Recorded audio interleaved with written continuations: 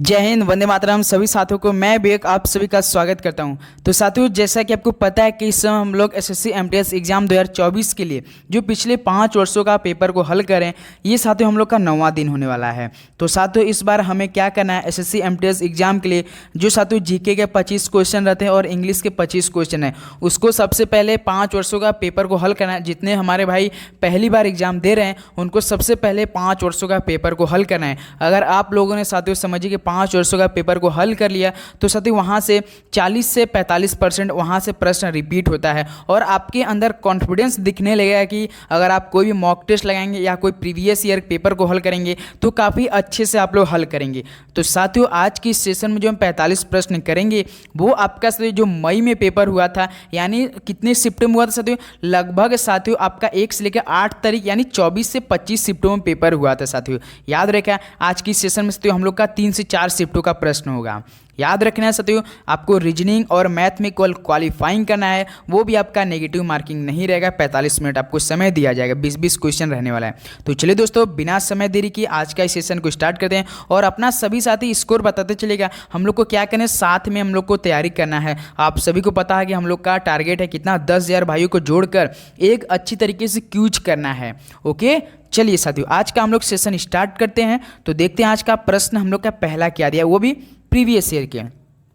देखिए पहला प्रश्न है साथी, राउत नाच भारत के किस राज्य का एक प्रसिद्ध लोक नृत्य है। तो साथियों जो राउत नाच है ये भारत के किस राज्य का एक प्रसिद्ध लोक नृत्य है। तो याद रखेंगे साथियों, आपके पेपर में जो सवाल बनेगा ना साथियों, इसी टॉपिक से प्रश्न बनते हैं। तो ए ऑप्शन है छत्तीसगढ़ का है, तो पहले का साथियों ए ऑप्शन हमको राइट ऑप्शन होने वाला है। जो आपका साथियों एसएससी एमटीएस एग्जाम होता है, याद रखेंगे साथियों, स्टैटिक जीके में सबसे अधिक प्रश्न आता है, वो भी 8 से 9 प्रश्न, और आपका चैप्टर वाइज पूछता है। ऐसा नहीं कि घुमा फिरा के, ऐसा नहीं कि बना के सवाल, वो आपका बिल्कुल जो पढ़े रहेंगे वही आपका पेपर में सवाल देगा। देखिए, तत्वबोधिनी सभा की स्थापना देवेंद्र नाथ टैगोर ने किस वर्ष में की थी।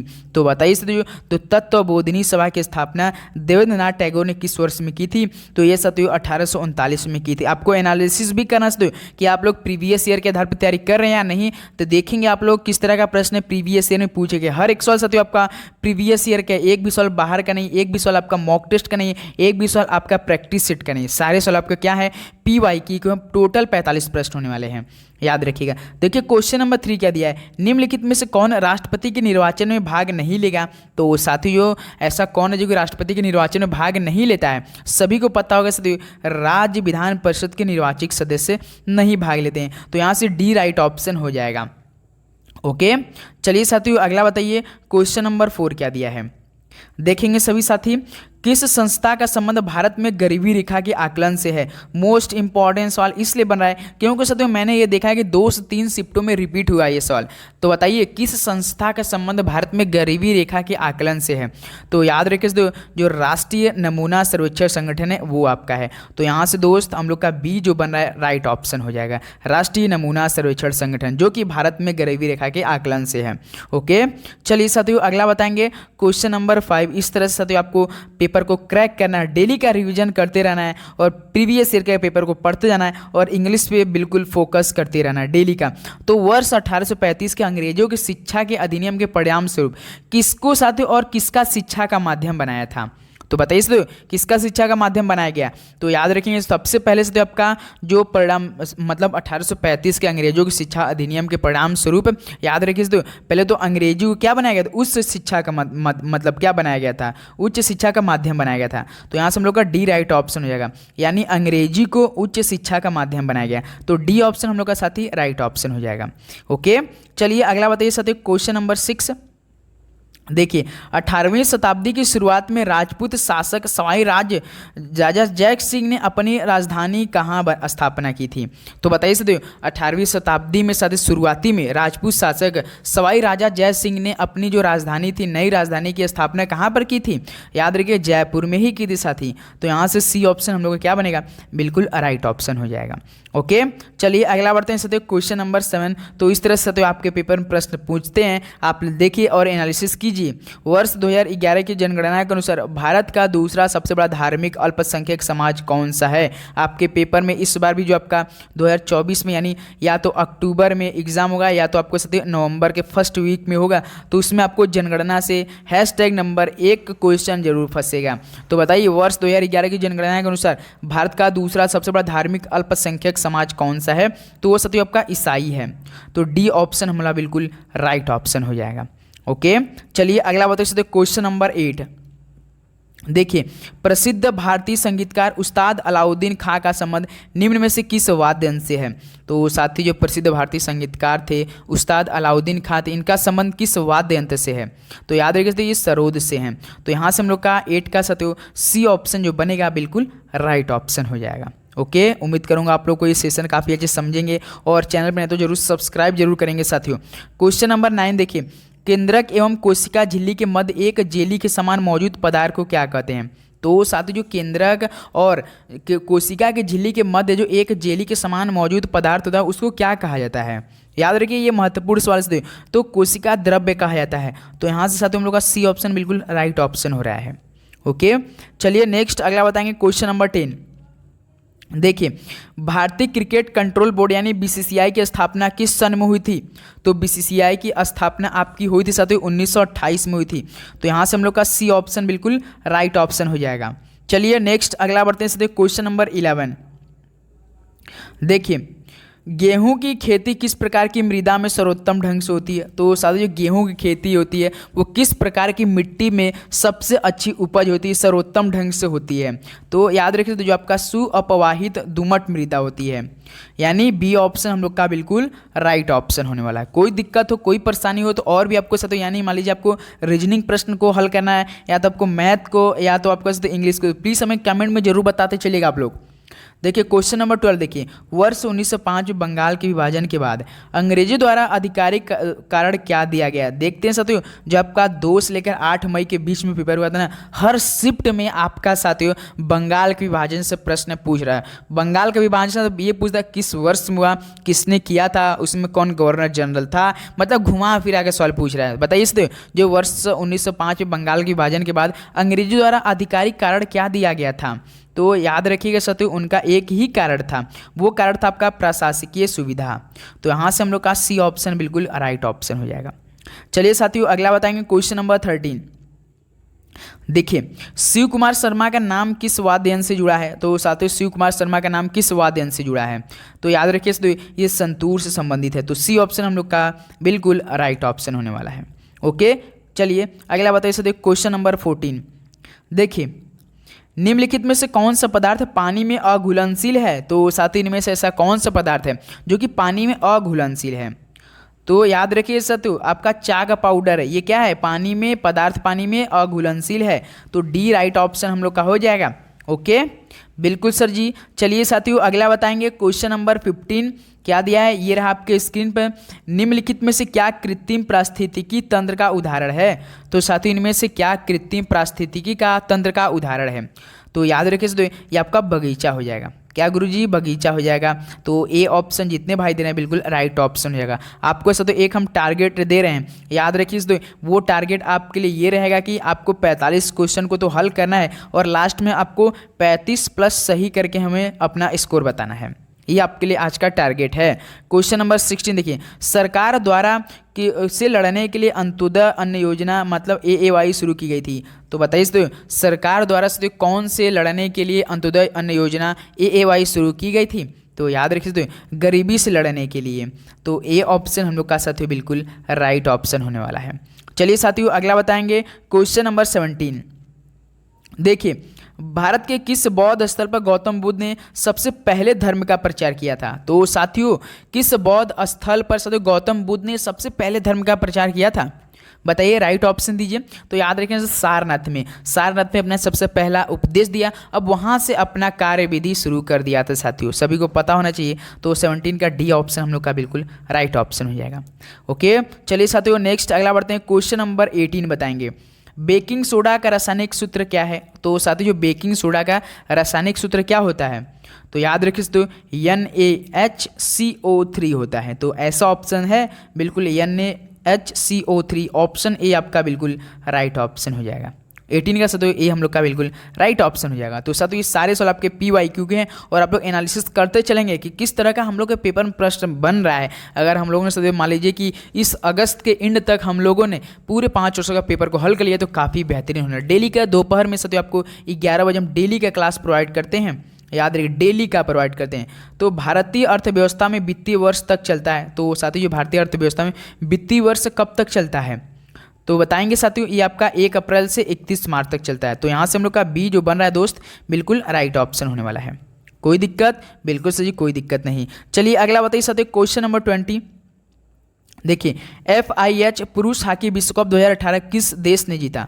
तो साथियों FIH पुरुष हॉकी विश्व कप हुआ 2018 वो किस देश ने जीता है बताइए? 20 राइट ऑप्शन दीजिए। बिल्कुल सही, ये बेल्जियम ने जीता है। तो यहाँ से साथियों हम लोग का सी ऑप्शन जो बनेगा ना बिल्कुल राइट ऑप्शन होने वाला है। कोई दिक्कत? बिल्कुल सही, कोई दिक्कत नहीं। नेक्स्ट अगला बताएंगे साथियों, क्वेश्चन नंबर 21। देखिए गुलाम वंश के शासक गयासुद्दीन बलबन मतलब 1265-1286 ईस्वी ने किसकी उपाधि धारण की थी बताइए? गुलाम वंश के जो शासक गयासुद्दीन बलबन थे साथियों वो 1265 से लेकर 1286 ईस्वी तक उसने कौन सी उपाधि धारण की थी? चलिए राइट ऑप्शन दीजिए। तो याद रखिए जिल ए इलाही का धारण उपाधि की थी। तो यहाँ साथियों सी ऑप्शन हम लोग का बिल्कुल राइट ऑप्शन हो जाए। देख रहे हो तो इस तरह से आपका पेपर में प्रश्न बनते हैं। थोड़ा थोड़ा सवाल साथियों ईजी भी पूछेगा, लेकिन तो हर एक प्रश्न आपके पेपर के लिए ईजी नहीं होगा, क्योंकि देखिए इसमें साथियों जो आपका वैकेंसी बढ़ चुकी है, डेट भी बढ़ चुकी है साथियों। 3 अगस्त तक आपका डेट भी फॉर्म फिलअप का बढ़ चुका है। अभी तक आप लोगों ने फॉर्म को फिलअप नहीं किया तो फॉर्म को फिलअप करेंगे। SSC का MTS का जो वैकेंसी था उसको भी बढ़ा दिया गया है। तो साथियों आप सभी से रिक्वेस्ट है कि इसमें जो बच्चे बैठेंगे, हमारे भाई लोग बैठेंगे, वो साथियों CGL के बैठेंगे, CHSL के बैठेंगे, MTS के और UP पुलिस के, समझ सकते हैं सभी भाई उसमें बैठेंगे। याद रखिएगा। क्वेश्चन नंबर 22 है व्यापगत के सिद्धांत का प्रतिपादन निम्न में से किसके द्वारा किया गया? तो साथियों जो व्यापगत का सिद्धांत था वो प्रतिपादन वो किसके द्वारा किया गया था? याद रखिएगा साथियों ये आपका लॉर्ड डलहौजी द्वारा किया गया था। तो यहाँ से हम लोग का साथियों 22 का सी बिल्कुल राइट ऑप्शन हो जाएगा। चलिए साथियों अगला बताएंगे क्वेश्चन नंबर 23। देखिए 1846 में ब्रिटिश साम्राज्य और किसके बीच लाहौर की संधि पर हस्ताक्षर किए गए थे? तो साथियों 1846 में जो ब्रिटिश साम्राज्य और किसके बीच में लाहौर की संधि पर हस्ताक्षर किए गए थे? तो ये भी सवाल पूछा था, तो महाराजा दलीप सिंह के साथ किया गया था। तो यहाँ से दोस्त हम लोग का सी ऑप्शन बिल्कुल राइट ऑप्शन हो जाएगा। चलिए नेक्स्ट अगला बताएंगे साथियों क्वेश्चन नंबर 24। देखिए निम्नलिखित में से कौन सी भारतीय रेगिस्तान की एकमात्र बड़ी नदी है? तो साथियों कौन सी भारतीय रेगिस्तान की एकमात्र सबसे बड़ी नदी है? राइट ऑप्शन दीजिए। तो याद रखिए लूनी नदी है। तो बी को हम लोग क्या करेंगे यहाँ से लॉक करने वाले। 24 का जितने भाई बी ऑप्शन जा रहे हैं बिल्कुल राइट ऑप्शन हो जाएंगे। तो चलिए साथियों नेक्स्ट अगला बताएंगे क्वेश्चन नंबर 25। देखिए भारत का निम्नलिखित में से कौन सा राज्य वर्ष 2023 के पुरुष हॉकी विश्व कप की मेजबानी किया था? तो साथियों ये सवाल आपका करंट अफेयर में पूछा था। ये सवाल पूछा था कि बताइए कि भारत का निम्नलिखित कौन सा राज्य वर्ष 2023 के पुरुष हॉकी विश्व कप की मेजबानी करेगा?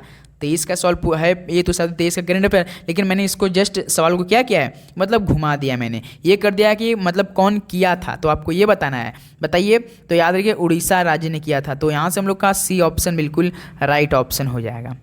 ओके चलिए साथियों अगला बताएंगे क्वेश्चन नंबर 26।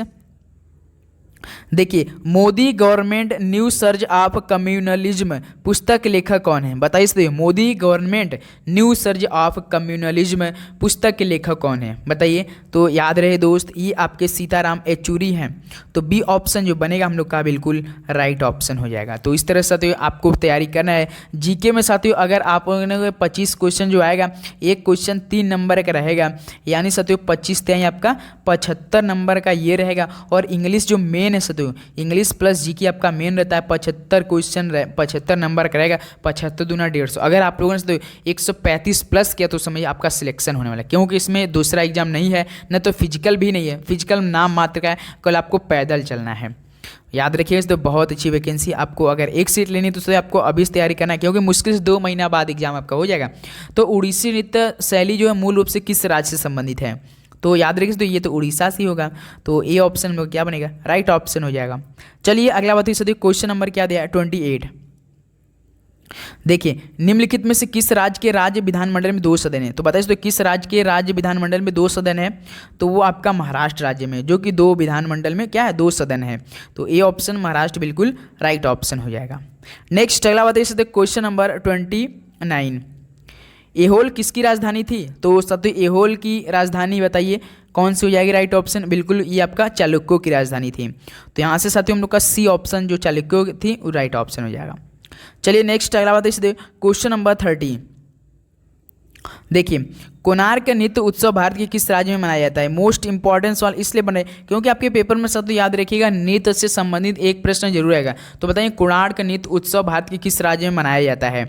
ये सत्य आपका उड़ीसा राज्य में मनाया जाता है। तो बी ऑप्शन जो बनेगा बिल्कुल राइट ऑप्शन हो जाएगा। कोई दिक्कत है? बिल्कुल सही, कोई भी दिक्कत नहीं है। तो चैनल पर तो आप लोग सब्सक्राइब जरूर करें, बेल नोटिफिकेशन को ऑन करना से इसलिए क्यों हम करें क्योंकि आपके लिए तो रीजनिंग का भी हमने क्लास शुरू कर दिया है। आप लोग प्ले लिस्ट चेक करेंगे तो SSC MTS 2024 के नाम से हमारा प्लेलिस्ट बना हुआ है, अलग से बना हुआ है, याद रखिए। देखिए क्वेश्चन नंबर 31 के दिए 2011 की जनगणना के अनुसार निम्नलिखित में से कौन सा भारत का सर्वाधिक जनसंख्या वाला महानगरीय शहर है? बताइए साथियों, 2011 की जनगणना के अनुसार आपको बताना है कि भारत का सर्वाधिक जनसंख्या वाला महानगरीय शहर कौन सा है। तो याद रखेंगे तो ये मुंबई है आपका। तो बी ऑप्शन मुंबई बिल्कुल राइट ऑप्शन होने वाला है। सभी को पता होगा मुंबई काफ़ी आबादी वाला शहर है। क्वेश्चन नंबर 32 बताइए, साबी क्वासीर ओरकर से पीड़ित है, यह निम्नलिखित में से किसकी कमी के कारण होता है? तो सतुष साबी है, ये क्वासी ओरकोर से पीड़ित है, यह किसकी कमी के कारण होता है? बताइए, आयरन की कमी, प्रोटीन की कमी या विटामिन ए की कमी से या कैल्शियम की कमी से होता है? जो याद रखिएगा सतुष ये आपका जो होता है ये आयरन की कमी से होता है। तो यहाँ से ये ऑप्शन जो बनेगा हम लोग का बिल्कुल राइट ऑप्शन हो जाएगा। उम्मीद करूंगा ये सेशन काफ़ी अच्छे से आप लोग समझ रहे हैं और अपना स्कोर बताते चलेंगे। साथ में आप लोगों से 45 तय कितना होता है साथियों, आप सभी को पता होता है 3 चौका 20, 120, 3 पचे 15, 135 नंबर का है और आपको इसमें से स्कोर कम से कम 125 तो लाना ही पड़ेगा साथियों, याद रखेंगे। निम्नलिखित मौर्य शासकों में से किसने 261 ईसा पूर्व में कलिंग युद्ध लड़ा था? आप सभी को पता होगा कलिंग का युद्ध साथियों 261 में लड़ा गया था। तो साथियों बताइए किस शासक ने लड़ा था? तो याद रख सकते हो चंद्रगुप्त मौर्य ने लड़ा था। तो डी ऑप्शन हम लोग का क्या हो जाएगा, बिल्कुल राइट ऑप्शन हो जाएगा।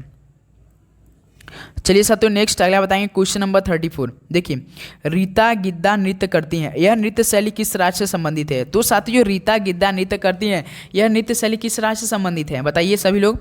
तो याद रखिए साथियों रीता गिद्दा आपका पंजाब से संबंधित है। तो ये ऑप्शन हम लोग का क्या बना यहाँ से, बिल्कुल राइट ऑप्शन हो जाएगा। कोई दिक्कत? बिल्कुल नहीं दिक्कत है। चलिए अगला बताइए क्वेश्चन नंबर 35। क्या दिया है सवाल साथियों? देखिए, UEFA यूरोपीय फुटबॉल चैंपियनशिप 2020 की विजेता टीम कौन थी? बताइए, UEFA यूरोपीय फुटबॉल चैंपियनशिप 2020 की विजेता टीम कौन थी? तो याद रखेंगे दोस्त ये इटली थी। तो डी हमारा क्या बनेगा यहाँ से, बिल्कुल राइट ऑप्शन हो जाएगा। ओके, फुल कॉन्फिडेंस साथ आपको पढ़ाई करनी है, फुल जोश के साथ, जज्बा के साथ कि आपको उन 9000 वैकेंसी में से एक सीट को आपको लेना है। याद रखिएगा साथियों, केवल आपको यार जीके ही पढ़ना है और केवल इंग्लिश ही पढ़ना है। अगर आपने ये नहीं पढ़ा तो समझिए आपका तैयारी 2 महीने में बेकार हो जाएगा साथियों। बताइए, भारत की सीमा किस दिशा में म्यांमार से लगती है? तो याद रहे साथियों ये आपका लगती है साथियों पूर्व में म्यांमार से लगती है। तो डी राइट ऑप्शन हम लोग का हो जाएगा, पूर्व में लगती है। याद रखिए जो भारत की सीमा साथियों म्यांमार से लगती है वो पूर्व में दिशा में लगती है। चलिए अगला बताइए क्वेश्चन नंबर 37। देखिए क्या दिया है, निम्नलिखित में से कौन तुगलक वंश का शासक नहीं था? तो साथियों इनमें से कौन सा तुगलक वंश का शासक नहीं था? सीधे सीधे सवाल पूछा था। बिल्कुल गुरुजी, रुकनुद्दीन तुगलक नहीं था। तो 37 का हम लोग का दोस्त बी राइट ऑप्शन होने वाला है यहाँ से। चलिए अगला बताइए क्वेश्चन नंबर 38। क्या दिया है, निम्नलिखित में से कौन सा त्यौहार राजस्थान में मनाया जाता है? तो साथियों इनमें से ऐसा कौन सा त्यौहार जो कि राजस्थान में मनाया जाता है? चलिए राइट ऑप्शन दीजिए।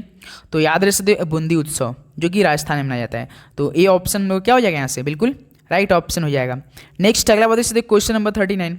फटाफट हर एक सवाल को देखेंगे साथियों, क्योंकि प्रीवियस सवाल आपको एनालिसिस करना है और साथ में याद करना है। फटाफट ऐसा नहीं कि आप लोग याद नहीं करेंगे, आप लोग याद भी करेंगे। क्वेश्चन नंबर 39 देखिए, बौद्ध वास्तुकला के में स्तूप में श्रद्धांजलि अर्पित करने के लिए भक्तों के लिए पैदल मार्ग क्या कहलाता था? तो साथियों जो बौद्ध वास्तुकला में स्तूप को श्रद्धांजलि अर्पित करने के लिए जो भक्तों के लिए पैदल जो मार्ग था उसको क्या कहलाता था? तो याद रखिए तो मेधी कहलाता था। क्या? मेधी कहलाता था। तो सी हम लोग का राइट ऑप्शन हो रहा है यहाँ से। चलिए नेक्स्ट अगला बताइए क्वेश्चन नंबर 40। देखिए साथियों, डैश जीवित जीवों के क्षेत्र और पर्यावरण के साथ उनके पारस्परिक व्यवहार को इंगित करता है। तो साथियों जो जीवित जीव हैं उनके क्षेत्र और पर्यावरण के साथ उनके पारस्परिक व्यवहार को क्या इंगित करता है? तो याद रख सकते हो जीव मंडल करता है यानी बायोस्फीयर करता है। तो सी ऑप्शन हम लोग क्या हो जाएगा? राइट ऑप्शन हो जाएगा। नेक्स्ट अगला बताएंगे साथियों क्वेश्चन नंबर 41। देखिए निम्नलिखित में से वह कौन सा मानक साधन है जिसके द्वारा भारत में चुनाव कराए जाते हैं? बताइए सकते हो वह कौन सा मानक साधन है जिसके द्वारा भारत में चुनाव कराए जाते हैं? सभी लोग फटाफट बताएं। ऑप्शन पढ़ते आप लोग राइट ऑप्शन देंगे। आप सभी को पता है ईवीएम के द्वारा यानी इलेक्ट्रॉनिक वोटिंग मशीन के द्वारा होता है ना। तो सी ऑप्शन हम लोग के यहाँ से क्या हो जाएगा? Right option. इस तरह का भी आपके पेपर में सवाल पूछा गया है। चलिए साथी अगला बताएंगे क्वेश्चन नंबर 42। देखिए आयनिक यौगिक यानी NaCl का रासायनिक नाम क्या है? बताइए NaCl का रासायनिक नाम क्या है? बिल्कुल सही। इतना इजी सवाल पूछेगा तो इस बार तो गुरुजी एक सीट हम तो ले ही लेंगे। तो याद रखेंगे सोडियम क्लोराइड, साधारण नमक भी बोलते हैं। तो सी ऑप्शन हम लोग का सोडियम क्लोराइड बिल्कुल राइट ऑप्शन हो जाएगा। चलिए साथी अगला बताएंगे क्वेश्चन नंबर 43। देखिए दोस्त भारतीय संविधान के कौन सा अनुच्छेद कानूनों के समान संरक्षण और कानूनों के समझ समान प्रदान करता है? तो साथी भारतीय संविधान के ऐसा कौन सा अनुच्छेद जो कि कानून के समान संरक्षण और कानून के समझ समानता प्रदान करता है? तो याद रखिए तो अनुच्छेद आपका 14 ऐसा है, समानता का अधिकार है। तो चलिए तो एक सवाल आप सभी पूछ रहे हैं कि जो अनुच्छेद आपका 17 है वो किसका वर्णन करता है, वो किसका प्रावधान करता है? बताइए अनुच्छेद 17। सभी लोग बताएंगे राइट ऑप्शन हमें देंगे क्योंकि ये प्रश्न आपके पेपर में पूछा गया सवाल और पूछेगा भी इस बार किसी न किसी शिफ्ट में। चलिए नेक्स्ट अगला बताएंगे साथी क्वेश्चन नंबर 44। निम्नलिखित भारतीय लेखकों में से किसने भारत के राष्ट्रवादी आंदोलन के दौरान प्रसिद्ध उपन्यास गोरा लिखा? तो बताइए दो किस प्रसिद्ध उपन्यास गोरा लिखा था? बताइए किसने लिखा था गोरा? बिल्कुल गुरुजी ये तो लिखा था रविन्द्रनाथ टैगोर जी ने। तो यहाँ से दोस्त हम लोग का 44 का सी ऑप्शन क्या बनेगा? बिल्कुल राइट ऑप्शन हो जाएगा। ओके बिल्कुल। चलिए साथियों अगला बताएंगे क्वेश्चन नंबर 45। देखिए निम्नलिखित में से लखनऊ किस राज्य की राजधानी है? ये भी सवाल आप सभी लोगों के लिए होमवर्क होने वाला है। ये सवाल हमें आप लोग कमेंट बॉक्स में देंगे कि लखनऊ किस राज्य की राजधानी। देख रहे हो तो इस तरह का भी आपके पेपर में सवाल पूछा जा चुका है। लखनऊ किसकी राजधानी है? किस राज्य की? महाराष्ट्र की, बिहार की, उत्तर प्रदेश या राजस्थान की? तो साथियों ये टोटल 45 सवाल कंप्लीट हो चुके हैं। अब बताइए आप सभी लोगों ने इन 45 प्रश्नों में से वो भी -1 मार्किंग याद रख दो। आपका जो रीजनिंग प्लस मैथ रहेगा इसमें तो माइनस मार्किंग नहीं रहेगा, लेकिन साथियों जो आप 25 जीके रहेगा, 25 इंग्लिश रहेगा, इसमें से आपको -1 का नेगेटिव मार्किंग देखने को मिलेगा 45 मिनट में। याद रखिएगा साथियों। तो बताइए आप लोगों ने इन 135 नंबर में से कितना स्कोर बना पाए आज की सेशन से? सभी लोग बताएंगे, फटाफट बताएंगे। तो डेली दोपहर की 11 बजे आपको हम क्लास प्रोवाइड करते हैं पिछले 5 वर्षों का पेपर को हल करके साथियों बिल्कुल अच्छे से। आपको डेली ज्वाइन होकर देखना है साथियों। उसके लिए आपको चैनल पर तो सब्सक्राइब करके बेल नोटिफिकेशन को ऑन करना है। तो चलिए दोस्तों आज का सेशन को यही भी विराम देते हैं। सभी को ऑल द वेरी बेस्ट, धन्यवाद, जय श्री राम। मिलते हैं कल एक और नए सेशन के साथ। सभी को ऑल द वेरी बेस्ट, जय हिंद, वंदे मातरम। पढ़ाई करते रहिए बहुत अच्छे से। सभी को जय हिंद।